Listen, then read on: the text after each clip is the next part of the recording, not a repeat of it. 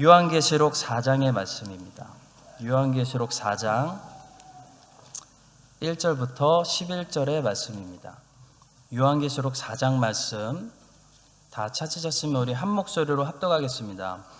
2일 후에 내가 보니 하늘에 열린 문이 있는데 내가 들은 바 처음에 내게 말하던 나팔 소리 같은 그 음성이 이르되 이리로 올라오라. 이후에 마땅히 일어날 일들을 내가 내게 보이리라 하시더라. 내가 곧 성령에 감동되었더니 보라, 하늘에 보좌를 베풀었고 그 보좌 위에 앉으신 이가 있는데 앉으신 이의 모양이 벽옥과 홍보석 같고 또 무지개가 있어 보좌에 돌렸는데 그 모양이 녹보석 같더라. 또 보좌에 돌려 24 보좌들이 있고 그 보좌들 위에 24 장로들이 흰옷을 입고 머리에 금관을 쓰고 앉았더라. 보좌로부터 번개와 음성과 우레소리가 나고 보좌 앞에 켠 등불 7이 있으니 이는 하나님의 7 영이라. 보좌 앞에 수정과 같은 유리바다가 있고 보좌 가운데 보좌 주위에 4 생물이 있는데 앞뒤에 눈들이 가득하더라. 그 첫째 생물은 사자 같고 둘째 생물은 송아지 같고 셋째 생물은 얼굴이 사람 같고 그 넷째 생물은 날아가는 독수리 같은데 4 생물은 각각 6 날개를 가졌고 그 안과 주위에는 눈들이 가득하더라.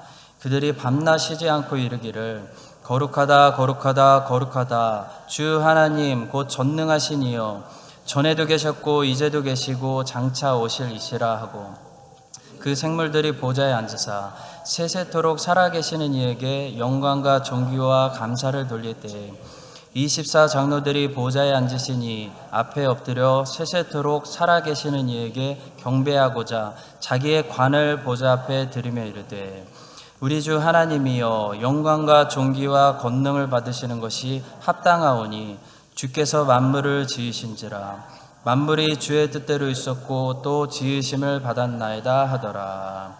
아멘.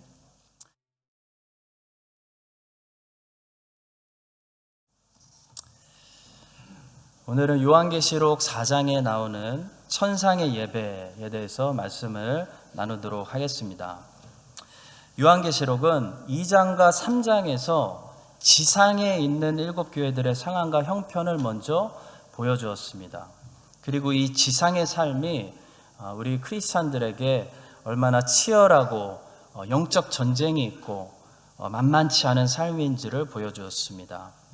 그런데 지상에 있는 7 교회들에게 주시는 말씀을 마무리하면서 주님께서 마지막으로 이런 약속을 주신 적이 있습니다. 3장 21절입니다. 이기는 그에게는 내가 내 보좌에 함께 앉게 하여 주기를 내가 이기고 아버지 보좌에 함께 앉은 것과 같이 하리라. 그러니까 이 땅에서의 삶이 비록 치열한 영적 싸움의 반복이지만 그 싸움을 끝까지 잘 싸워서 이기는 자들에게는 하늘에 있는 하나님의 보좌에 함께 앉을 수 있는 그런 영광을 주시겠다는 주님의 약속입니다.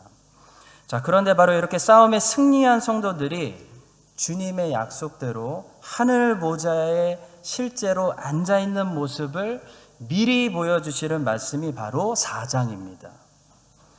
3장에서 교회들에게 약속한 모습, 4장에서 실제적으로 요한의 눈앞에 나타난 겁니다. 하나님께서 하늘을 열어버리시고 요한에게 보여주셨습니다. 자, 그렇다면 목적이 뭘까요? 하나님께서 왜 이런 최후 승리의 모습을 미리 요한을 통해서 모든 교회들에게 보여주시는 걸까요? 바로 하나님께서 미래에 대한 소망을 우리 안에 넘치게 하셔서 현재의 고난을 우리가 더 잘 인내하고 승리할 수 있도록 만드시기 위함입니다. 요한계시록은 이제 6장부터 끔찍한 재앙과 심판의 이야기가 나옵니다. 그 심판의 날에 성도에게 필요한 것은 인내입니다. 참는 것입니다. 견디는 것입니다. 따라서 하나님께서는 지상의 교회들에게 이 인내를 주시려고 그리스도인들이 가지고 있는 소망을 청사진으로 찍어서 요한을 통해 미리 보여주신 겁니다.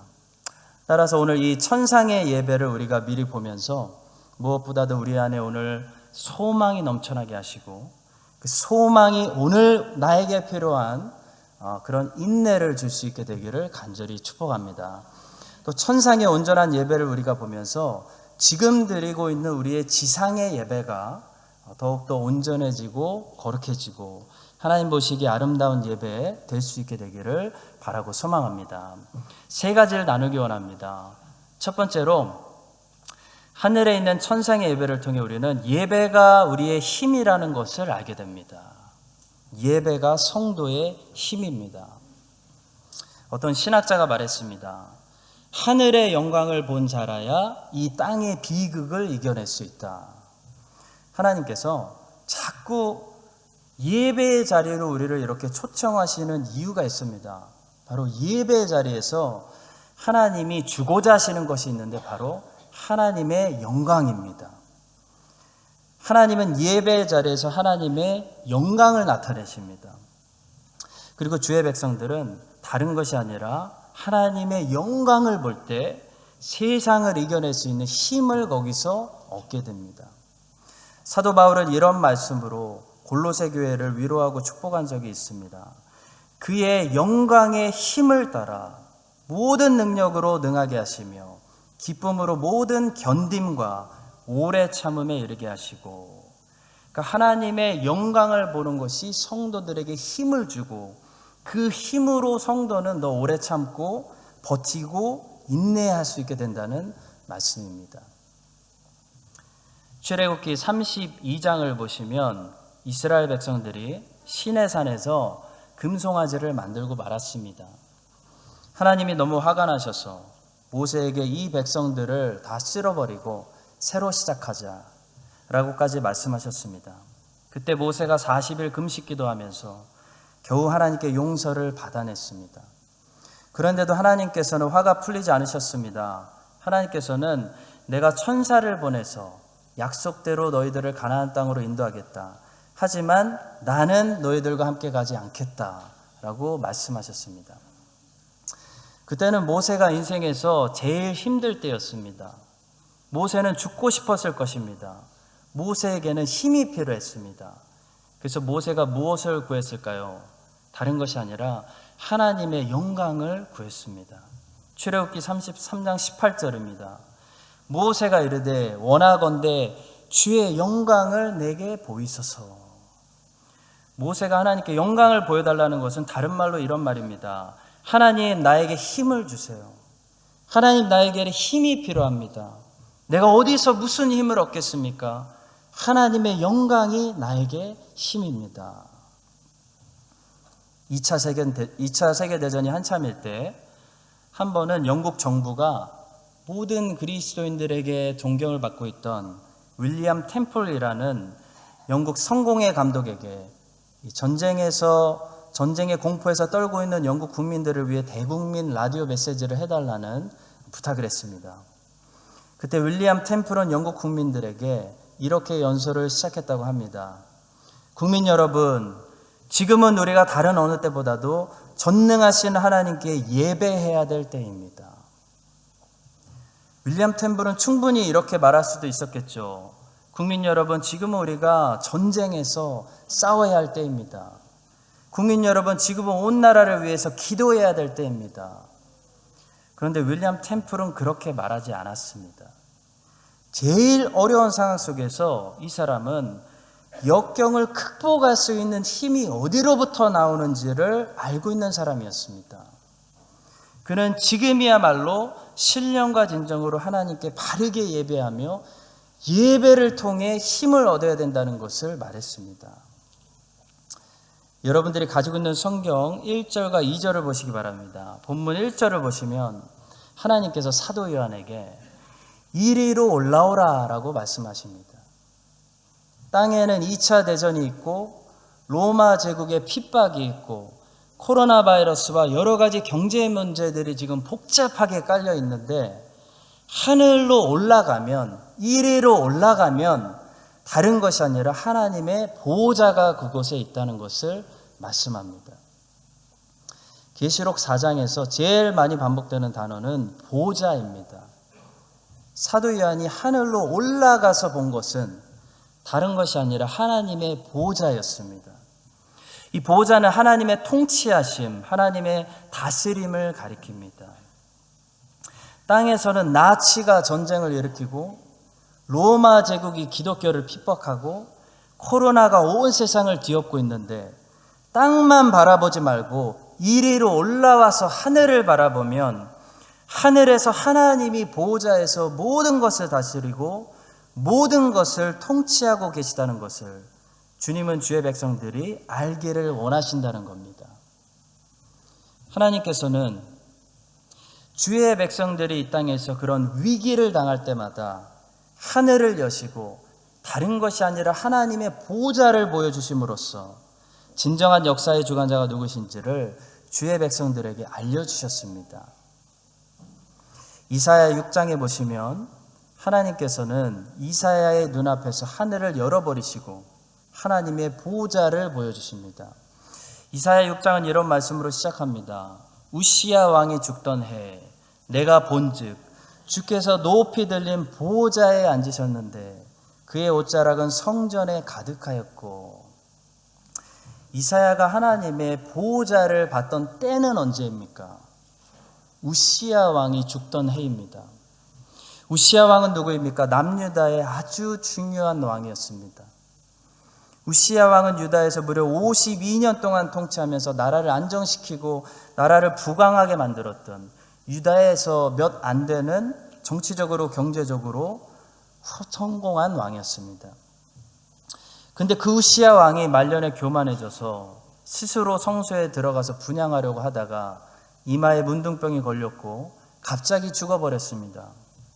나라는 쇼크에 빠졌을 겁니다. 주변 국가들은 유다를 공격할 수 있는 절호의 기회라고 생각했을 것입니다.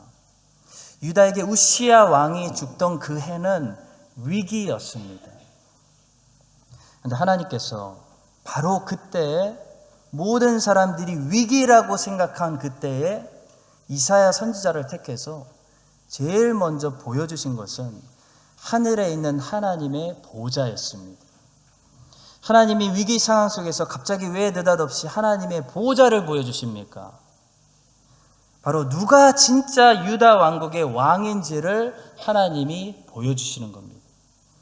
비록 우시야 왕은 죽었지만 유다의 왕은 하나님이시기 때문에 하나님이 다스리고 하나님이 통치하시기 때문에 하나님만 바라보면 걱정할 거 없다는 겁니다.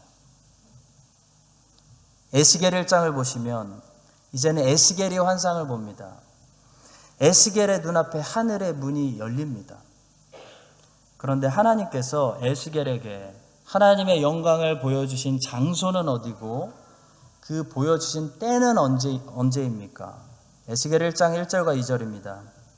30째 해 넷째 달 초다새 내가 그발강가 사로잡힌 자 중에 있을 때 하늘이 열리며 하나님의 모습이 내게 보이니 여호야긴 왕이 사로잡힌 지 5년 그달 초다새라.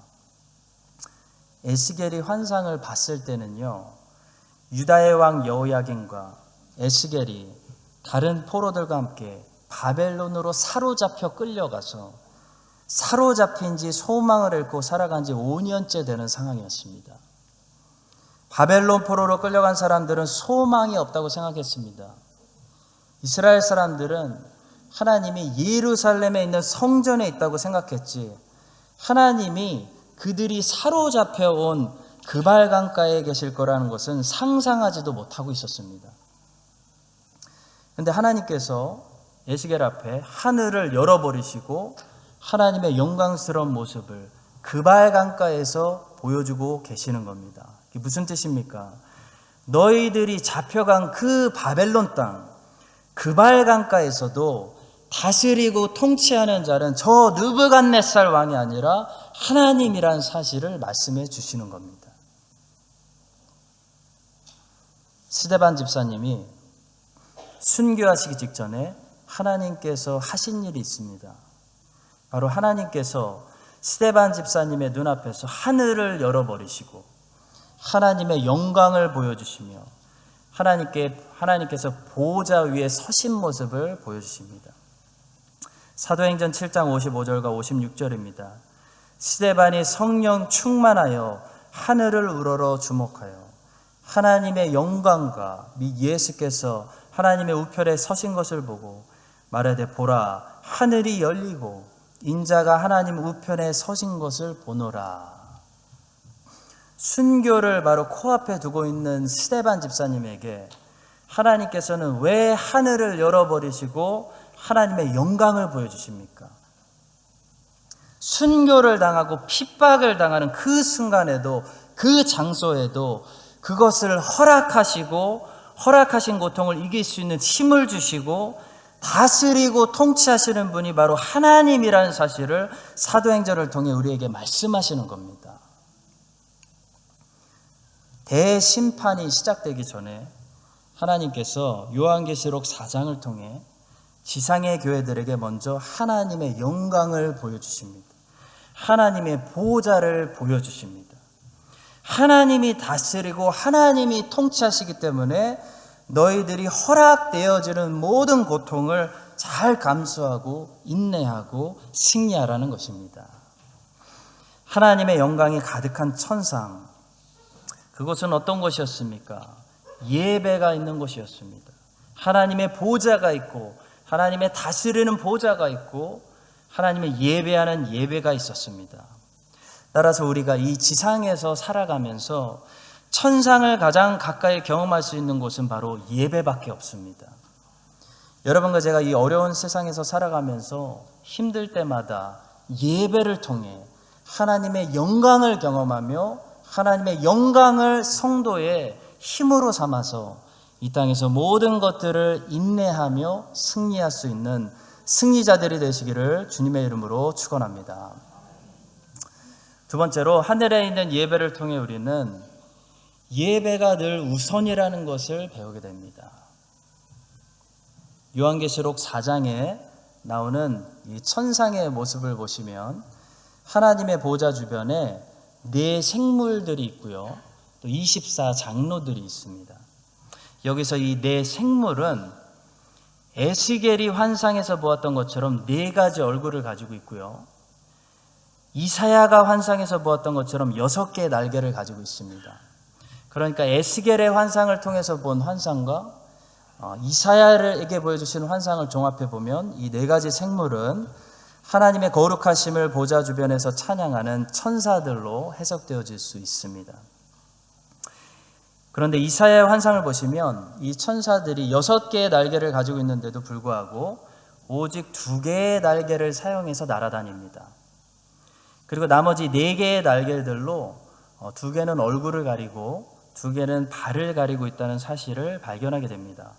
한번 이사야 6장 2절을 보겠습니다. 스랍들이 모시고 섰는데 각기 6 날개가 있어 그 둘로는 자기의 얼굴을 가리었고 그 둘로는 자기의 발을 가리었고 그 둘로는 날며라고 했습니다.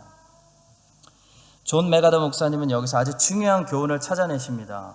바로 천사는 더 많은 날개를 사용해서 더 빠르게 날아다니면서 더 빠르게 사람들에게 사역을 할 수 있는데도 불구하고 오직 2개의 날개만을 날아다니는 데 사용하며 나머지 4개의 날개로는 하나님 앞에서 겸손히 자기의 얼굴을 가리며 자기의 발을 가리는 데 사용했다는 겁니다. 이것은 천사들마저도 사람들을 향한 사역보다 하나님을 향한 예배가 그들에게 훨씬 더 중요하고 우선시 된다는 것을 말해주는 것입니다. 민수기 1장, 4장, 8장에 보시면 각각 이스라엘 남자가 이스라엘의 군대로서 또 레위 사람이 레위 사람으로서 성막 안에서 또 아론의 자손이 제사장으로서 성소 안에서 과연 몇 살부터 그 일들을 할 수 있는지 가르쳐주는 말씀이 나옵니다. 민수기 1장을 보시면 이스라엘 남자가 군대에 들어가서 군사로 섬기고 싶으면 20살 이상이 되어야 됩니다. 그런데 레위 사람이 성막 안에서 봉사를 시작하려면 25살 이상이 되어야 됩니다. 그리고 아론의 후손 중에 제사장으로 임명을 받아서 성소 안에서 제사장으로 섬기려면 30살 이상이 되어야 됩니다. 성도 여러분, 이 사실은 딱 한 가지를 가르쳐 줍니다. 하나님을 가까이서 섬기는 일일수록 성숙함이 있어야 된다는 겁니다. 이스라엘이라는 나라는 어떤 나라냐면 성숙한 사람일수록, 곧 무슨 일을 잘하는 사람일수록 어디로 배치되어지는 나라냐면 군대로 파송되어지는 나라가 아니라 하나님께 가까이 나와서 하나님을 섬기는 일에 투여되는 나라가 이스라엘이라는 겁니다. 이것이 무엇을 가르칩니까? 이스라엘이라는 제사장 나라가 어디에 무슨 일에 우선순위를 두고 있는지를 보여주는 것입니다. 만약 뉴질랜드가 공부를 학교에서 제일 잘하는 전교 1등부터 10등까지 딱 끊어가지고 이 학생들을 모두 농장으로 보낸다. 그러면 이 나라는 우선순위를 농업에 두는구나 라는 것을 우리가 알 수 있지 않겠습니까? 마찬가지입니다. 하나님이 생각하시는 우선순위는 언제나 하나님을 가까이서 섬기는 예배라는 것입니다. 군대가 아닙니다. 사람들에게 나아가서 봉사하고 사역하는 것도 아닙니다. 하나님을 섬기는 예배가 우선입니다. 누가복음 10장에 보시면 마리아와 마르다의 첫 번째 이야기가 나옵니다. 예수님께서 베다니의 집에 들어가셨는데 마르다는 식사를 준비하고 마리아는 말씀을 듣습니다. 한 사람은 예수님과 예수님의 팔로워들을 먹이려는 일에 집중하고 한 사람은 예수님이 주시는 양식을 먹는 일에 집중합니다. 자, 이 이야기는 누가 옳고 누가 틀린지를 가르쳐주는 말씀이 아닙니다. 이 이야기는요, 어떤 일이 더 중요한 일인지, 무슨 일이 우선시돼야 되는지 보여주는 말씀입니다. 마르다 일도 중요합니다. 먹이는 일도 중요합니다. 근데 마리아처럼 먹는 일이 크리스찬에겐 더 중요하다는 겁니다. 요한복음 12장으로 넘어가면 마리아와 마르다의 두 번째 이야기가 등장합니다. 마르다는 여기서 또 일하고 있느라고 분주합니다. 근데 마리아는 아주 특별한 일을 합니다. 마리아는 비싼 향유를 가져와서 예수님의 발에 부어버리고 자기의 머리털로 예수님의 발을 닦았습니다. 마리아가 갑자기 왜 예수님에게 이런 일을 할까요? 마리아는요, 예수님이 이제 십자가에서 돌아가실 거라는 사실을 알고 있었기 때문입니다. 주님이 말씀하십니다. 예수께서 이르시되 그를 가만히 두어 나의 장래할 날을 위하여 그것을 간직하게 하라 말씀하십니다. 마리아는 예수님께서 이제 곧 십자가에서 돌아가실 것을 알고 있었기 때문에 그 일을 준비할 수 있었습니다. 마리아는 그 사실을 어떻게 알았을까요? 마리아는 예수님의 말씀에 늘 귀 기울이는 사람이었기 때문입니다. 성도 여러분, 먼저 예배를 통해 하나님이 뭐라고 말씀하시는지 잘 새겨듣는 사람이 하나님의 뜻을 따라 바른 사역을 할 수 있습니다.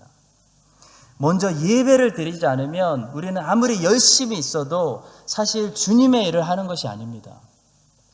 하나님께 전적으로 굴복하지 않고 하나님의 뜻을 알지도 못하는 사람이 자기 열심을 가지고 사역을 하게 되면 하나님의 나라가 아니라 자기 만족을 쌓고 자기 의를 쌓는 더 큰 죄를 범하게 되고 마는 것입니다.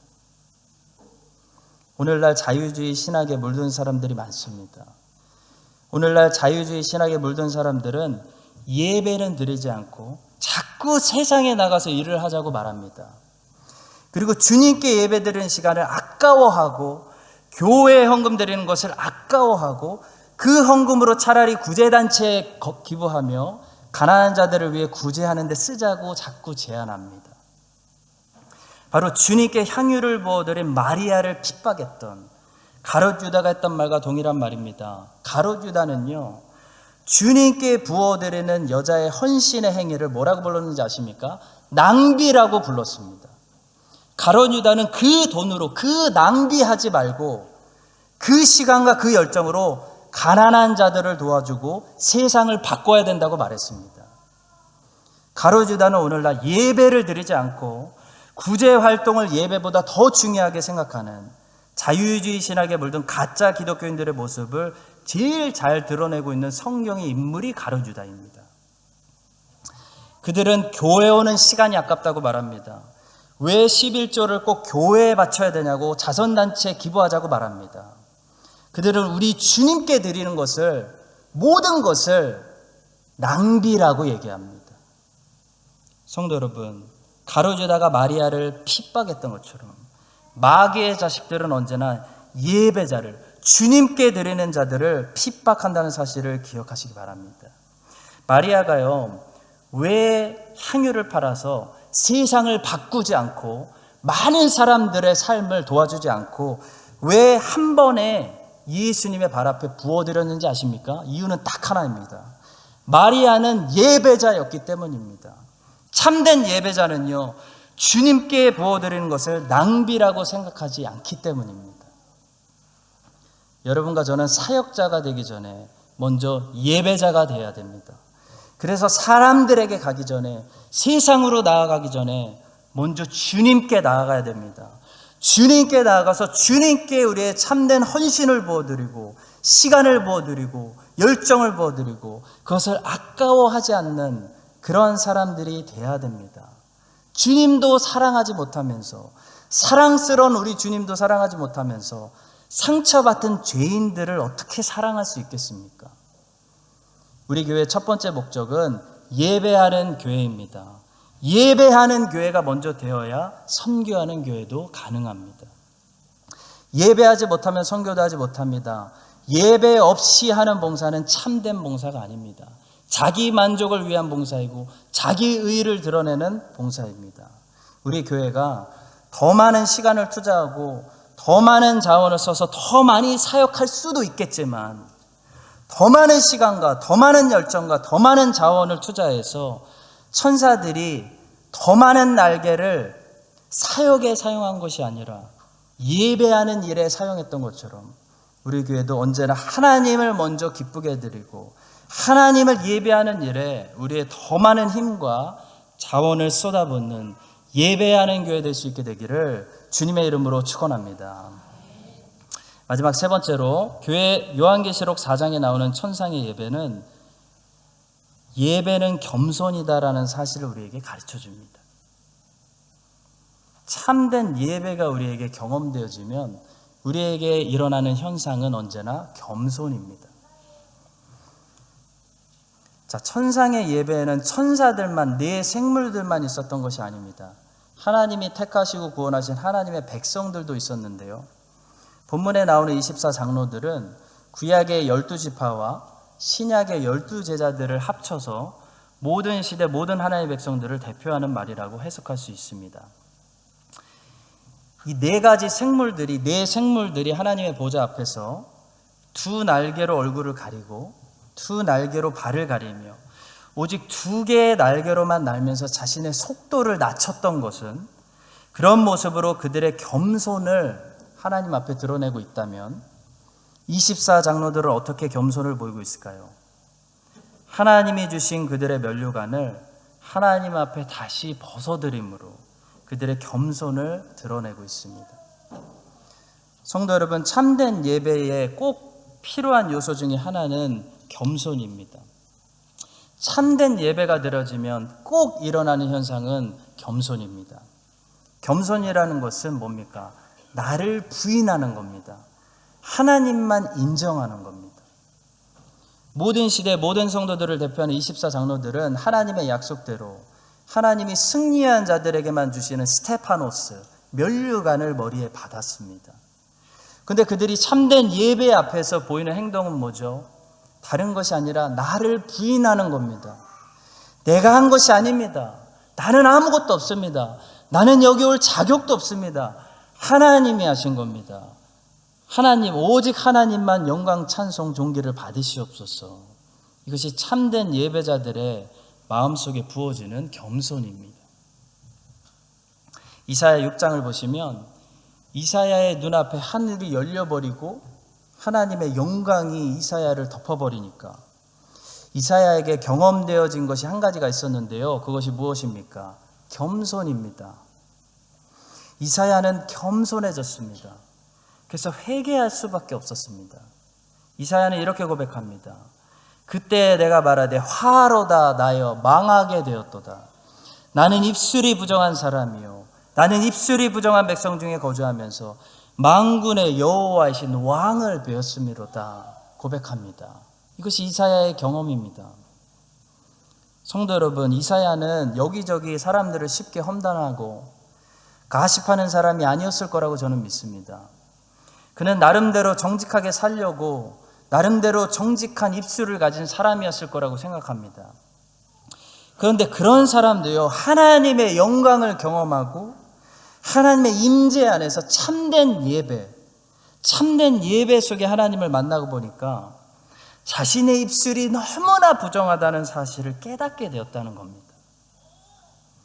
여러분, 이렇게 하나님의 영광의 빛이 우리를 조명해서 자신의 죄가 보이는 것, 그래서 자신을 부인하게 되는 것, 이것이 참된 예배의 경험입니다.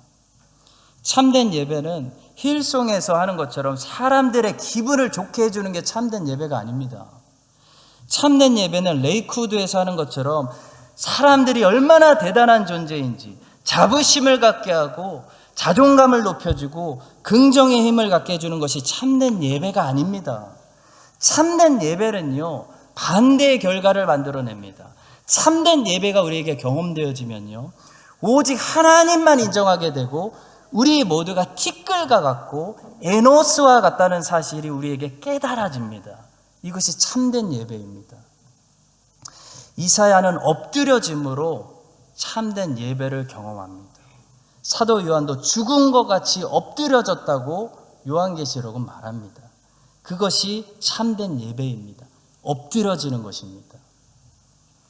우리가 이렇게 참된 예배를 드리면서 화로다, 내가 망하게 되었도다 라고 우리 자신을 철저하게 부인하고 하나님만을 인정하며 우리 자신을 겸손히 낮추면요, 하나님이 우리를 그때부터 우리를 위해서 하시는 일이 있는데, 주님은 우리를 쫓아내시는 것이 아니라 우리를 고치시고 회복시킨다는 겁니다.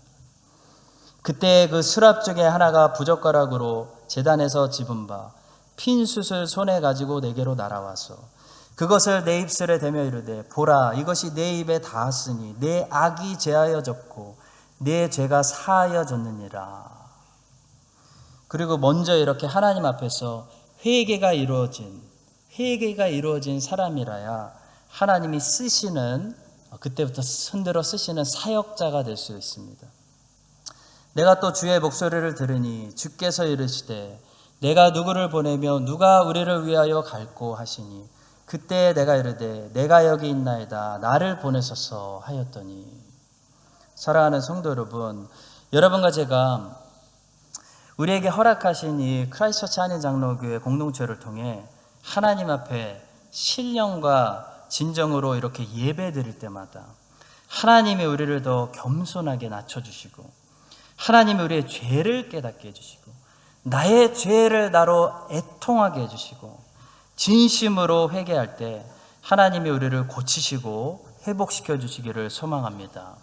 그래서 주께서 이사야 앞에서 마치 이사야가 들으라는 듯이 내가 누구를 보냈고 누가 우리를 위해서 갈꼬라는 음성을 들려주실 때, 주님, 비록 우리는 죄인이고 비록 우리는 부족한 교회고 비록 우리 힘으로는 아무것도 할 수 없다는 것을 우리가 알지만, 주님, 우리를 써주시옵소서. 우리가 주님을 의지해서 주님이 가라고 하시는 곳으로 가겠습니다.